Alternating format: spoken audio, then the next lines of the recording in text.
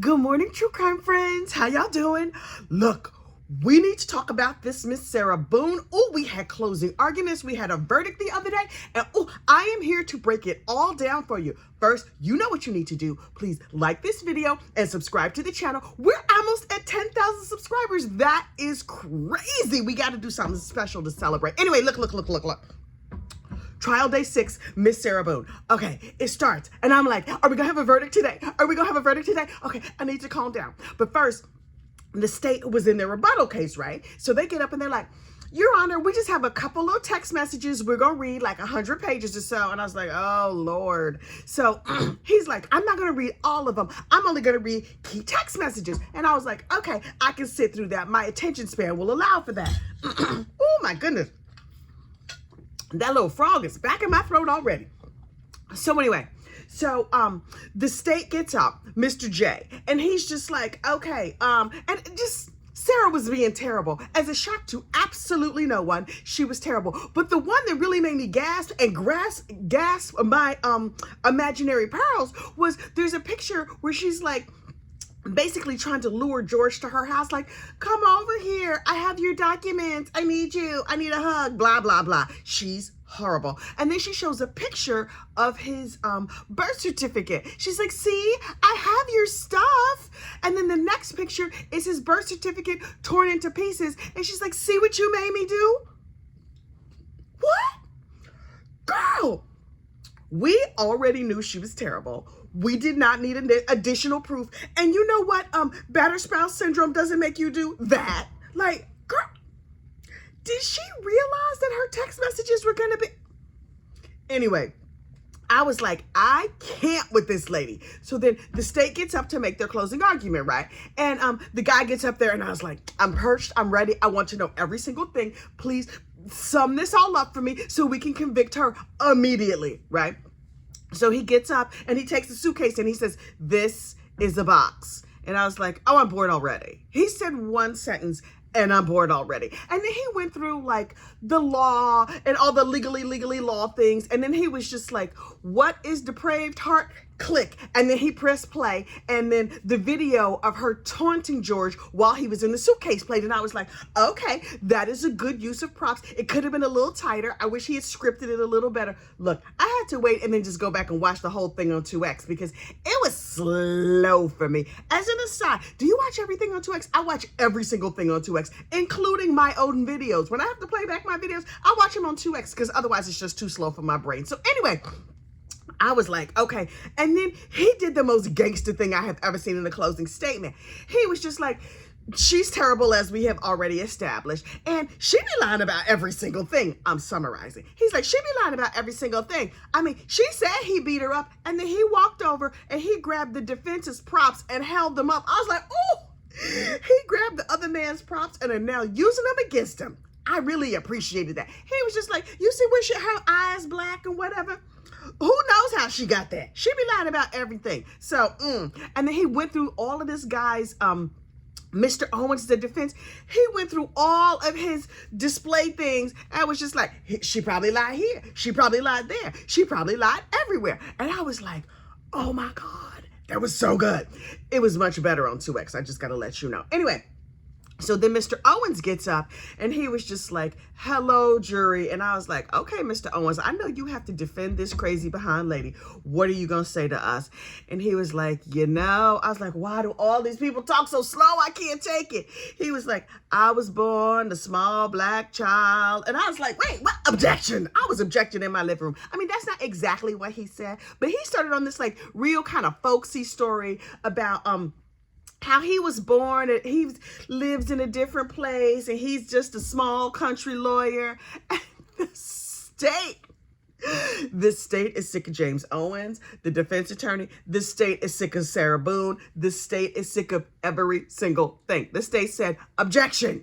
So they had to approach the bench. Like, Your Honor, he was not born a small black child. None of this applies to anything. And so the state is like, the judge is like, okay, I'm going to give him a little bit of latitude, but we just going to see where this goes. And then Mr. Owens said one more sentence. The state was like, objection.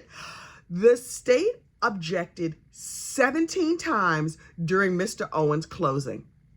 Yo, I was like, I know you can object during a closing. You're not supposed to object during a closing. And all those objections, in my opinion, had their intended purpose. And that is that they threw the defense off their game. I was like, the gamesmanship of these two state prosecutors is next level. They are sick of James Owens. They are sick of Sarah Boone. They are sick of everybody and everything. Because keep in mind, they have done this for 4 years, dealing with her foolishness. And Sarah was sitting there with her back all straight, like, I am not a blue-eyed dragon, like George's family says I am. And I was like, I'm not saying you a blue-eyed dragon. I'm saying you have ways likened unto that of a blue-eyed dragon. I would have never called her a blue-eyed dragon. P.S. For the record, I don't think they ever called her that. Now, I think they call her the devil.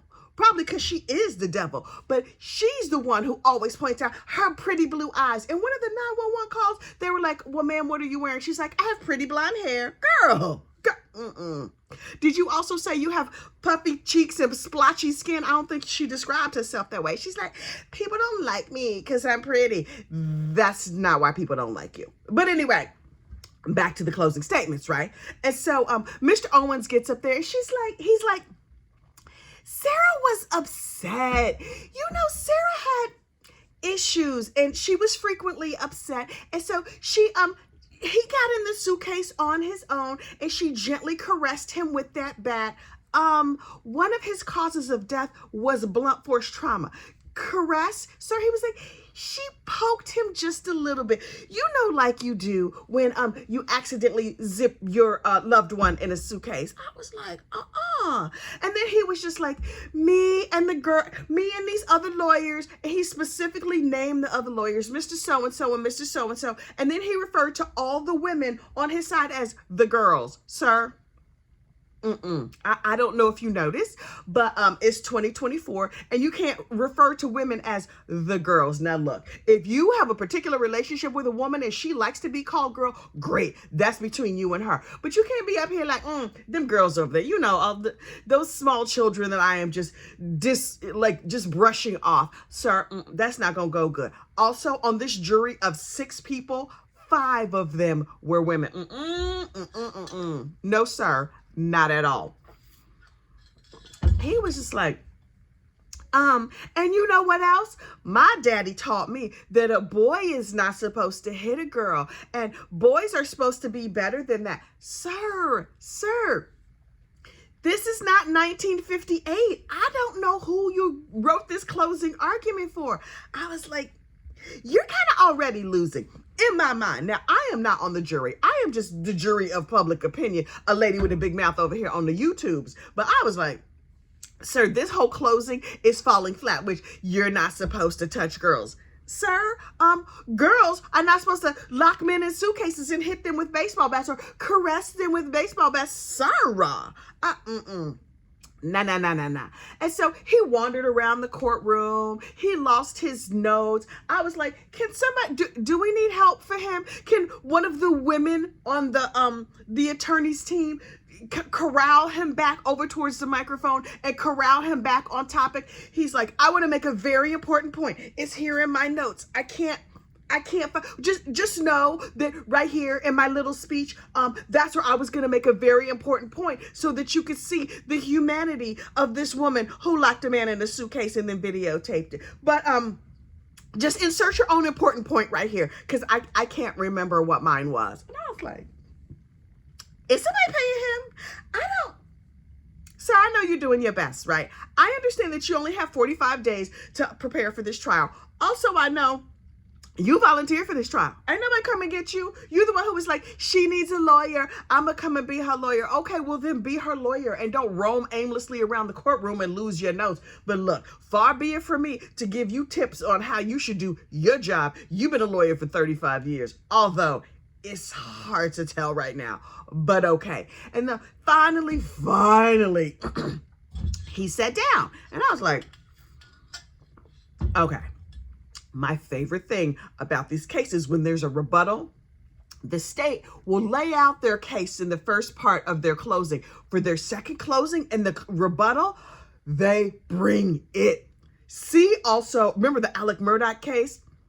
Metters got up there and preached the whole sermon. Look, I almost got the Holy Ghost watching the rebuttal closing on that Alex Murdaugh case. I was like, woo, hallelujah. So I know from personal experience that on those rebuttal closings, they will bring it. And this attorney, Mr. J, honey, he brought it. Now, Mr. Cacciatore from the state, in his first close, gave you all the facts and all the details, 1, 2, 3, and he used like videos and pictures and whatever. Okay, cool. And then, but the second closing, Mr. J got up there and brought pure emotion. He took us there. Oh, they always take you to church in second closing. So he got up and he starts moving the defense attorney stuff out of the way. Child, that defense attorney, he just left stuff laying everywhere.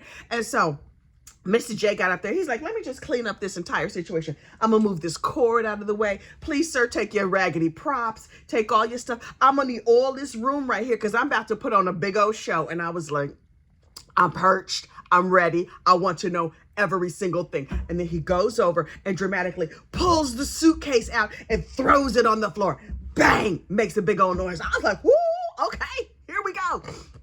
And he was just like, he didn't go with this is a box. He was like, battered spouse syndrome is not a license to kill. And I was like, right. You can't just like, unfortunately, unalive people because they was mean to you. And he got up there and he talked about Sarah and he told us all the things that we already knew with some additional little things thrown in. One of the things he said that I had not thought about, first of all, he was like, she's a lying ass liar. Now, I don't know if you noticed, she lied about everything. She used the legal system as a weapon against him. She would lure George to her house, get him over there, and then call the police on him and then be like, oh, I don't know why the police are here. I'm just a nice lady with pretty blonde hair and gorgeous blue eyes. And I'm so drunk I can barely stand up and I'm gonna hit on this officer. And I've been torturing my boyfriend. Can you please arrest him? Like, she's horrible. And then the state said something that I was like, right. He said, you don't have to believe her. She lied about everything. You can tell that heifer's lying if her lips are moving. She lies about every single thing. He said, for example, she said George got into the suitcase. You don't have to believe her. And I was like, wait. Lo, these past 4 years, we've been hearing they were playing hide and seek. George got willingly into the suitcase and she zipped him up. Do we know that for sure from this lady who lies about everything? Also, her story doesn't match what the other witnesses heard and it doesn't match the evidence. Where's the evidence that George got into that suitcase willingly? Maybe she took the bat and bullied him into the suitcase. Child, we don't know if she can make up a story. I can make up a story. The neighbors next door heard something go down the stairs real hard. Maybe that was her throwing George down the stairs. I was like, oh my God. Did she throw him down them stairs in that suitcase? Unclear. But he had a bunch of like bruises and stuff from something. Maybe the bat, maybe not the bat. Maybe this crazy drunk lady threw him down the stairs in the suitcase. Also, that is so horrible. It's hard to even contemplate. But he was like, she said he stuck his little fingers out. Now look, if you go back in the original, in her original interrogation, she's like, his 2 little fingers were sticking out, but it was an accident. That's all she said about it, right? Now she gets up on the stand and she's like, this suitcase had a big wide opening and his hand came out and it was scaring me to death. Where's the evidence for that? Also, if you look at the video from where she videoed him, where she was torturing him, look, I looked at the suitcase real hard. I was like, let me get an investigative eye on this. There's no opening in those zippers. I was like, wait, let me look at it from this angle. Let me look at it from that angle. Her story does not match the facts that we already know. When she was busy recording George talk about he was trying to get his hand out, if you look at the suitcase, there was no opening. Did she close him all the way? Sarah, you're more horrible than we even thought, although we really knew that you were a terrible, horrible person. And then Mr. J got up and he took the bat and he bang. He's hitting the side of the suitcase and it's a solid suitcase. I was like, wait, for him to get bruises while he was in the suitcase. She's like, all I did was gently poke his hand with that bat. We don't have to believe her. And then the state's attorney hit the suitcase a couple of times. You would have to hit that suitcase super, super hard for somebody to get a bruise inside the suitcase. If you're hitting it from outside the suitcase, did she throw him down the stairs? Did she beat him with the bat? We don't know what this crazy lady did, because she's crazy and she's a liar.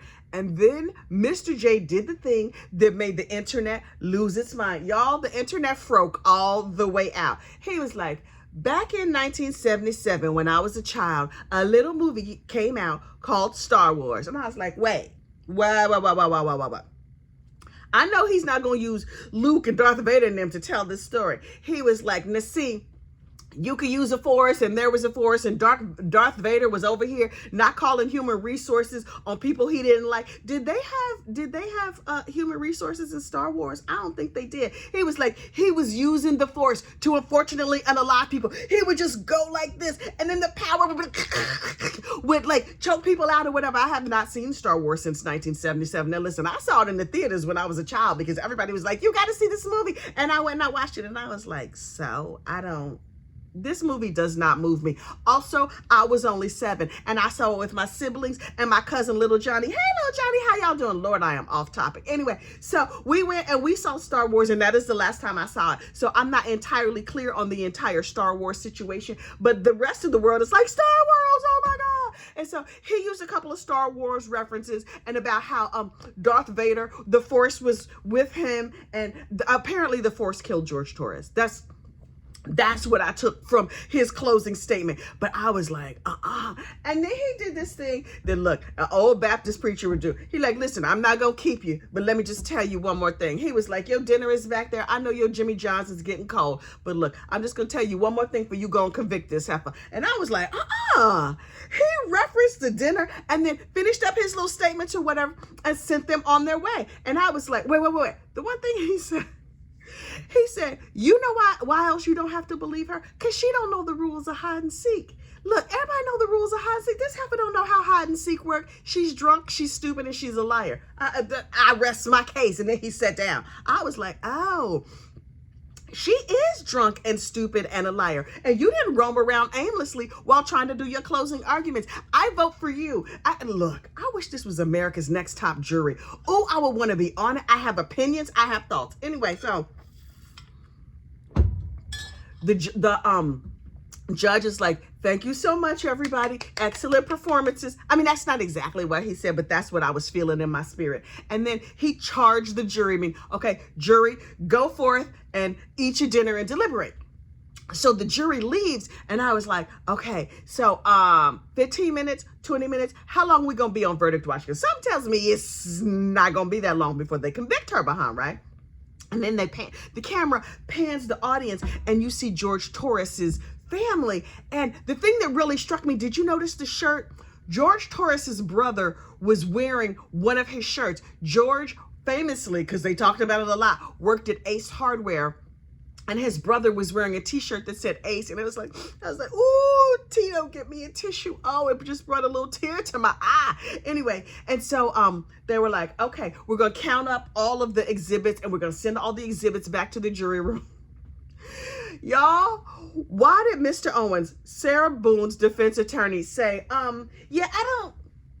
it seems right, because, my notes, I'm not good at counting. I'm not good at keeping track of things. Yeah, okay, I'm sure those are all the right exhibits. Sarah, I know trials are hard, and I know you only have 45 days. You've told us 45,000 times, but I'm going to need you to have somebody to just count on your behalf. It's 25 lawyers sitting over there at your desk. Nobody could have kept track of those exhibits for you? Okay, fine.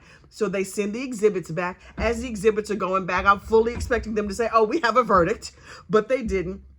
And then the state was like, Your Honor, now that the jury is off enjoying the dinner, about to convict this crazy lady, I would like to bring up one thing. I personally believe that Sarah Boone's whole team is shady AF. I think they might have had a book deal or a movie deal or something. How they getting paid? There's a whole bunch of people sitting over there. Is this volunteer work? Are they over there for free? And the judge was like, Mr. Owens, What y'all doing? How y'all getting paid? I mean, that's not exactly what he said. That's the spirit of what he said. And Mr. Owens was like, Your Honor, absolutely not. I am doing this out of the kindness of my heart. It's me from Milton, Florida. Remember where I was born, a small black child. And it's the other dude who's sitting over there. He came in from New Mexico. From New Mexico, you say? Really? Okay. And then we have all these other, it's like 6-8 lawyers on that side. How'd she go from 0 lawyers to like 6-8 lawyers? It's sus. Also, is there gonna be a movie? Is there gonna be a book? I don't think it's gonna be a book, but it might be a movie because I can see some of these parts being very dramatic, and Sarah really, really loving that because she loves attention. I know a little something about that life. Anyway, so I was like, okay, so we got to give them time to eat. We have to give them time to talk about how much, what trash this lady was. I wonder how long this is going to take. Less than 90 minutes. At 1 hour and 21 minutes after the jury is sent out, the jury comes back. We have a verdict. I was like, well, obviously this is guilty because this was real doggone fast. And so they were like, Your Honor, and Sarah is sitting there. And I was like, okay, how this gonna go? And they were like, we, the great state of Florida, land of oranges and lots of crazy people, find Sarah Boone guilty. And I was like, yay!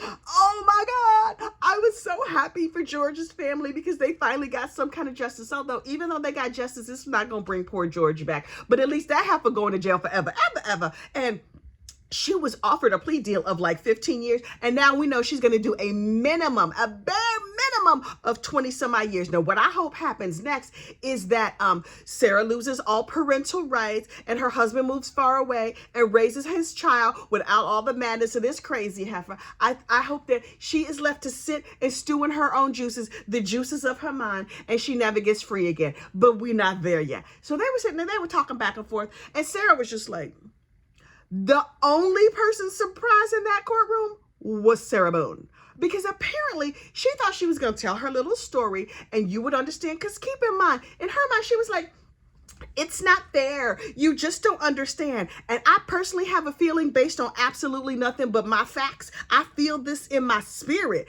Those previous 8 lawyers were like, girl, you're going to need to take a plea because it's a ton of evidence and you going down. And Sarah was like, no, don't you realize I'm smarter than everybody? And if everyone would just listen to me, then I will be able to be free and there will be books and movies about me and they will parade me through the streets of how wonderful I am because clearly this was a battered spouse situation. And in truth, she was partially right. This was a battered spouse situation. George Torres was a battered spouse.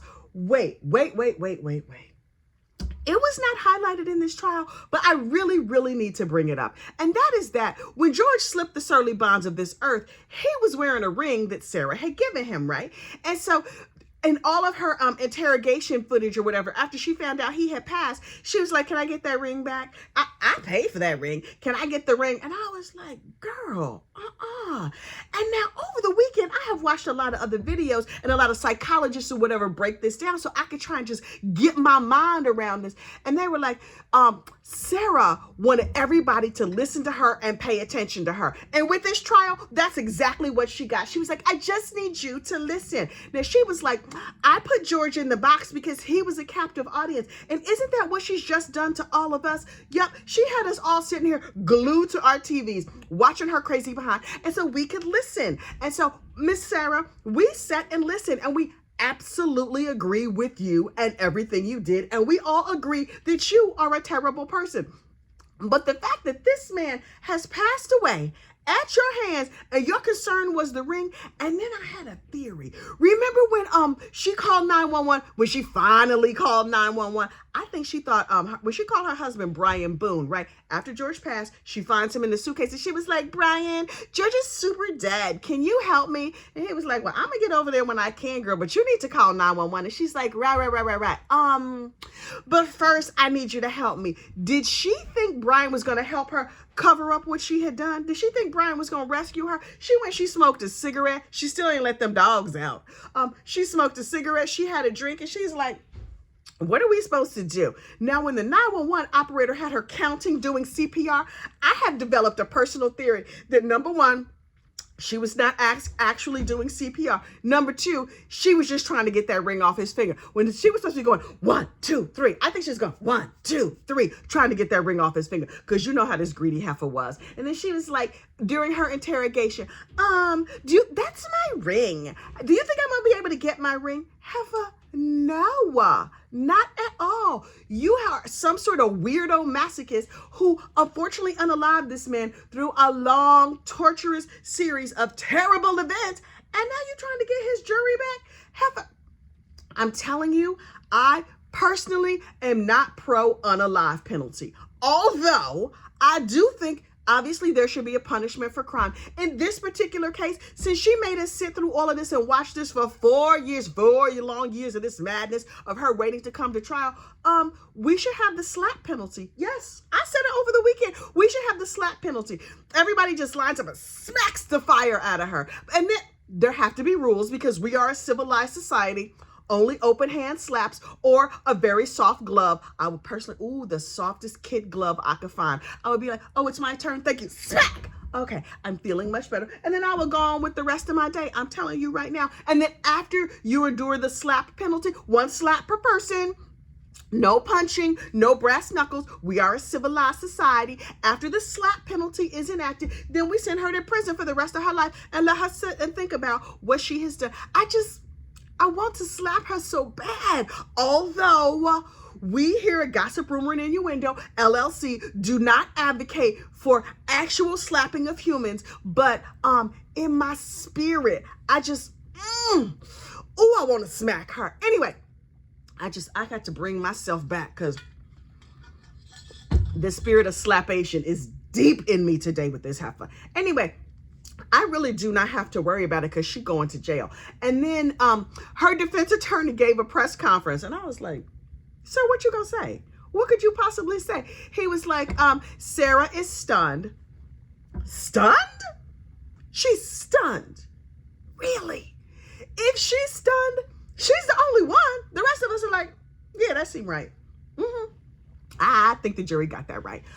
She's stunned at this outcome. Okay. And he's like, we didn't get to cover all her mental illness. Well, sir, if she's stunned, clearly she has deep and profound mental illness. But okay. And he's like, they said, are you going to continue to be her lawyer? He's like, oh, hell no. I mean, no, I will be her lawyer for the sentencing when send her behind off the prison. And we're going to have some other doctors come in and talk about all of her mental illnesses. Listen, I spy with my little eye that I'm not sure if I should say this out loud. I said it on Members Only over the weekend. Does Sarah Boone have an eating disorder? Me personally, I see signs of her having eating disorder. She has those like puffy, I've been purging cheeks and the splotchy skin. And she keeps talking about, I need a smaller uniform. I'm so teensy. Girl, you crazy. But also, I imagine she got some other ticklish brain situation going on up in there. I don't know what all is happening in her brain. I'm not sure she knows all what's happening up in her brain, but it's all messed up. And then he was like, yeah, I'm done with this heifer after this. I'm going to go and try and get myself a book deal or a movie deal or whatever. I mean, I couldn't tell the judge, but now that we have a guilty verdict, I could tell you, yeah, I'm gonna go and try and sell this story because I got to make some money off this. Do you know the combat pay I went through dealing with this crazy heifer? Look, court insiders were saying that all through the closing statements, Sarah was making copious notes and handing them to her attorney, Mr. Owens. After he did his closing and he knew he wasn't gonna have to stand up in court anymore, he just pushed her notes aside like, he's sick of her too. You sick of her? I'm so sick of her. He's extra strength sick of her behind. She going to jail. He did his job. That's that. And then Mr. Cacciatore and Mr. Jay got up there for the state and they gave a press conference and said absolutely nothing. Child, the one-word answers of it all. They were just like, sir, nice tie. And he was like, thanks. They were like, do you think blah, blah, blah? What do you think about the fact that she didn't take a guilty plea? And he's like, we don't comment. Like everything was like one sentence answers, no elaboration. They sick of Sarah. They tired. They got the verdict that they want. I was here for the dry humor and the shade of it all. Come through state of Florida with the epic shade for this terrible, terrible lady. So look, I don't know what case we doing next? There's a bunch of rumblings happening over there in the Charlie Adelson case. Charlie Adelson might get a new trial. All the way. I will cover that trial. I have a whole Adelson crime family playlist. What trial should we cover next? Look, get down in the comments and let me know. We are almost at 10,000 subs. All the way, we're going to celebrate 10,000. But please like this video, subscribe to the channel, and I will see you later. Bye.